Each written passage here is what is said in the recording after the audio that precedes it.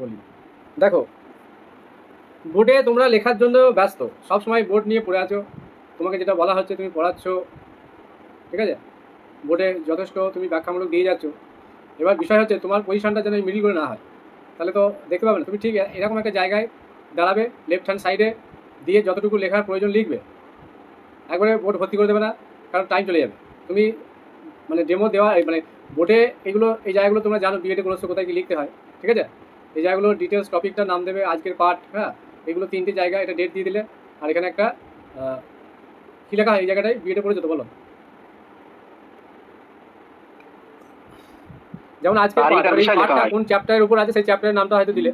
এবার দেখো, তুমি যখন কোনো একটা বিষয় ডেমো দেবে বা শুরু করতে যাচ্ছ, সেই ক্ষেত্রে তোমাকে কি করতে হবে, যে ফার্স্টে স্টুডেন্টদের সঙ্গে আই টু আই কন্ট্যাক্ট রেখে কিছু একটা পূর্ব জ্ঞানের ধারণা দিতে হবে, যে দেখো এটা আমরা করতে গেলে এই জিনিস জায়গাগুলো আমাদের একটু জানতে হবে, সেই হিন্টসটা হালকা করে বলে দেবে। তারপরে তুমি যেটুকু প্রয়োজন একটা কি দুটো পয়েন্ট লিখবে, হ্যাঁ, এমনভাবে মানে পরিষ্কার পরিচ্ছন্ন করে লিখবে যাতে করে বোধগম্য হয় যে তুমি কি বোঝাতে চাইছো। তুমি প্রয়োজন হলে যেমন আমরা পয়েন্টিং করে করে লিখি না, সেই দেখবে এদিকে একটা পয়েন্ট করলে এদিকে একটা পয়েন্ট করলে, যাই হোক যেভাবেই হোক, মানে তোমাকে হিউজ লেখার সময় পাবে না তুমি, কিন্তু তোমাকে ওই টাইমের মধ্যে 3 থেকে 5 মিনিট কি 6 মিনিটের মধ্যে বিষয়টা বোঝাতে হবে। এবং আই টু আই কন্ট্যাক্ট কিন্তু যিনারা থাকবেন এই বোর্ডে, ইন্টারভিউ বোর্ডে, তাদের সঙ্গে আই টু আই কন্ট্যাক্ট, কারণ তিনারাই তো স্টুডেন্টের কাজটা করবে, তিনাদের ঘরে বোঝাতে হবে, ঠিক আছে। কি বললাম বোঝা গেছে? আই টু আই কন্ট্যাক্টটা কিন্তু must, eye to eye contact না করলে কিন্তু ডেমো হবে না ভালো। তো নিজের কাছে নিজেই মনে হবে যে আমি নিজেই পড়াচ্ছি, নিজেই বুঝছি, বাকিরা বুঝছে না। আর পড়ানোর সময় আমি বলেছি সহানুভূতিশীল, আন্তরিকতা, কারণ একটা ক্লাসে দেখবে ভ্যারাইটি স্টুডেন্ট থাকে, তো সবার কিন্তু মানে আইকিউ লেভেল কিন্তু সেম নয়, এক একজনের এক এক রকম। সেই জন্য তোমাকে শুধুমাত্র ওই ক্লাসের ফার্স্ট বেঞ্চে বসে থাকা বা দু চারটে ভালো ছেলেকে নিয়ে কন্ট্যাক্ট করলে তাদের সঙ্গে কথা বললে এরকম নয়। ওভারঅল তোমাকে এক একটা রুমে দেখবে হয়তো 50 কি 60 স্টুডেন্ট আছে, তারও বেশি থাকে। তাহলে সবাইকে কন্ট্রোল করার মতো ক্লাসটা ফার্স্টে তোমাকে সাইলেন্ট করতে হবে। একটা ক্লাসে যখন তুমি ঢুকবে, ঠিক আছে, ক্লাসের মধ্যে যদি এই কথাবার্তা দেখবে টুকটাক টুকটাক করে সব ছেলেরা বলে, ওগুলো দেখবে সমানে কথা বলে যায়, কারণ ওরা ইন্টারেস্ট পায় না। ক্লাসে যখন তুমি ঢুকলে, তুমি ঢোকার সঙ্গে সঙ্গে এমন টিচার কিছু আছে দেখবে স্কুলে, তোমরা পড়েছো, তোমরা নিজেরাও জানবে, সেই স্যার ক্লাসে ঢুকলে সবাই কথা বলা শুরু করে দেয়। কিন্তু এমন টিচার আছে দেখবে ক্লাসে ঢুকলে একটা কথা কেউ বলে না, কারণ জানে যে এই স্যারের কোয়ালিটি কি, এই স্যার কী পড়াতে যায়, আর জানে একটু ভয় তো থাকেই যে বদমাইশ করলে মারবে, যাই হোক। তা শুধুমাত্র যে তুমি বদমাইশ করলো মারলে ছাত্রদের শাসন করাতে এখন যাবে না ওইভাবে, তোমাকে বোঝাতে হবে, বুঝিয়ে ক্লাসটা যদি তুমি যদি ইন্টারেস্টিং পড়াতে পারো, ক্লাসে ঢুকে যদি আকর্ষণ স্টুডেন্টদের মধ্যে আসে, তবেই কিন্তু তারা চুপচাপ বসে শুনবে, তা নাহলে কিন্তু শুনবে না। তাহলে ক্লাসকে আকর্ষণ করার জন্য তোমাকে এক্সাম্পল থ্রো করতে হবে, বাস্তব এক্সাম্পল। কোনো টপিক যখন পড়াবে, যে আজকে তোদের এই জায়গাটা আমি পড়াবো, দেখ বাস্তবে এই জায়গাটার সঙ্গে কিসের মিল আছে বলতো, তারা দেখবে নিজেদের মধ্যে একটা কিছু একটা খোঁজার চেষ্টা করবে, যে দেখি একটু খুঁজে, স্যার তো বললো এই জায়গাটার কোনো এক্সাম্পল, হ্যাঁ সেটা তার ভুল হতে পারে।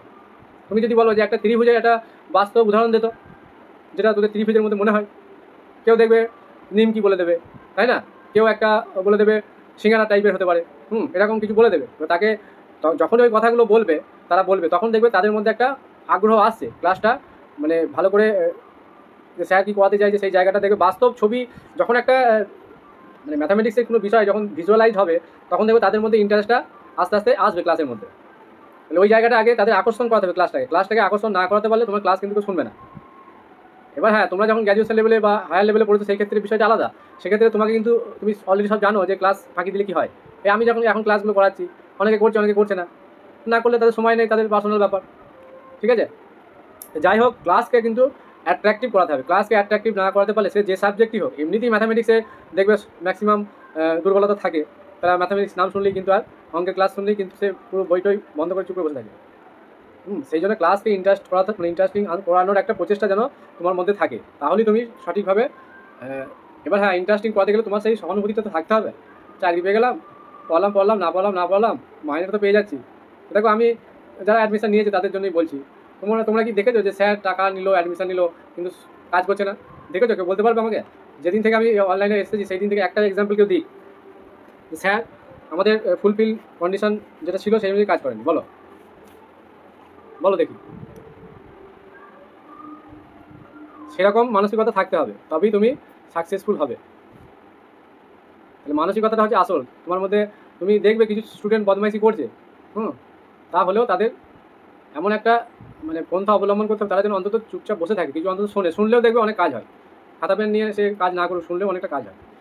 এই বিষয়টা বলার ছিল আজকে। এরকম একটা আমি দিলাম হিন্টস, এই জায়গাটা তোমরা একটু কাজ করবে। আর বোর্ডে সবসময় লিখিয়ে যাবে এরকম করবে না, কিছুটা লিখবে, আবার মানে তোমাকে মিনিট আমি 5 মিনিট বলছি যে তোমাকে টাইম দেওয়া হলো, তাহলে এই বোর্ডে 1 থেকে 2 মিনিট কাজ করবে আর বাকি 3 মিনিট কিন্তু আই টু আই কন্ট্যাক্টে ফোকাস করবে, ঠিক আছে? এবং সেখানে তোমার হাতের একটা ভঙ্গিমা থাকবে। হ্যাঁ, আমরা যেমন দেখবে সবাই কিন্তু ভালো অভিনেতা হয় না, যারা দেখবে ঠিকঠাক কি ভঙ্গি বা চোখে ইশারা বা যাই হোক মাথা নেড়ে বা হাত নেড়ে বা যে কোনোভাবেই দেখবে একটা তুমি যেটা বোঝাতে চাইছো সেটা প্রকাশ করতে পারছে, তাদের দেখবে মানুষ বেশি গ্রহণ করে, তাই না? এই জায়গাগুলো কিন্তু ফোকাস করবে। অ্যাকচুয়ালি এটা একটা রিহার্সালটা তুমি বাড়িতে যত করবে তুমি ওই বোর্ডে গিয়ে ততটাই ভালো পারফরমেন্স দিতে পারবে ইন্টারভিউ বোর্ডে, ঠিক আছে? পার্সোনালিটি টেস্ট, ইন্টারভিউ মানে পার্সোনালিটি টেস্ট, মানে তোমার অ্যাকচুয়ালি বিষয়টা কি দেখো, তুমি রিটেন কোয়ালিফাই করছো মানে তোমার সাবজেক্টের নলেজ আছে, এটা অলরেডি ধরে নেওয়া হয়েছে। এবার তোমার ব্যক্তিত্ব, পার্সোনালিটি মানে তোমার ব্যক্তিত্ব কতটা কমফোর্টেবল স্কুলে পড়ানোর জন্য। অনেকে কোশ্চেন করে দিতে পারে, দেখবে বলবে যে তুমি স্কুলে কেন পড়াতে চাও, বিশেষ করে গভর্নমেন্ট স্কুলে। কি বলবে বলো উত্তর? বা তুমি টিচার হতে চাও কেন, তোমার ম্যাথ ভালো লাগে কেন, বলো, এই প্রশ্নগুলো উত্তর বলো। এগুলো ভেবে দেখতে হবে।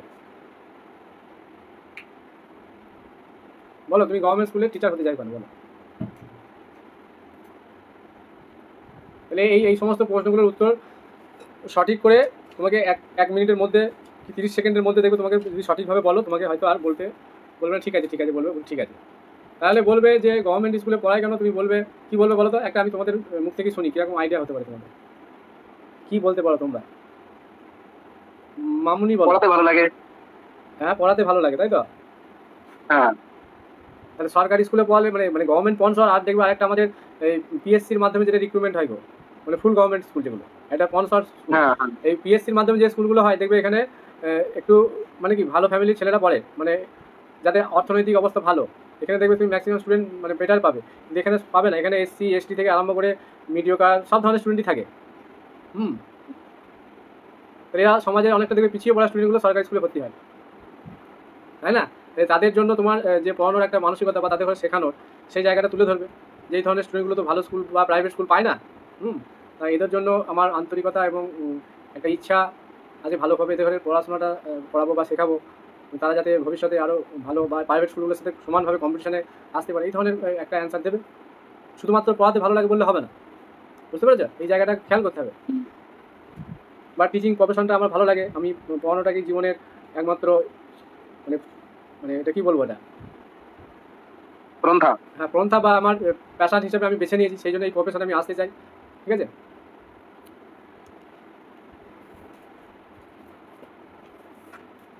এই বিষয়টা একটু বললাম, এগুলো পার্ট বাই পার্ট আমাদের জানতে হবে। আরও কিছু কোশ্চেন হতে পারে, যেমন তোমাকে আমি বললাম যে তুমি ম্যাথের টিচার তুমি হতে চাও, কিন্তু ম্যাথের টিচার কেন হতে চাও, বা ম্যাথটা নিয়ে তুমি কেন পড়াশোনা করলে, কী এখন কেমন ভালো লেগেছিল এবং কোন সময় থেকে তোমার ম্যাথটা ভালো লেগেছে, বা তোমার পাটিগণিত ভালো লাগে না বীজগণিত ভালো লাগে, বুঝলে? পাটিগণিতের সঙ্গে বীজগণিতের কী তফাৎ, তুমি যেটাই বলবে তার সপক্ষে যুক্তি দিতে হবে। এই চিন্তাভাবনাগুলো করবে, আমি বলবো পরে। পরের পেজে চলে যাচ্ছে। স্যার, হুম, আজকে একটু তাড়াতাড়ি ছেড়ে দিলে ভালো হতো। হ্যাঁ ছেড়ে দেবো তো। কটা বাজবে? 11:30 হয়ে গেছে, থাক আজকে থাক, আবার রাতে হবে। রাতে ক্লাসটা সবাই জয়েন করবে। কটার থেকে ক্লাস? ওই 9:30 9টা ধরো।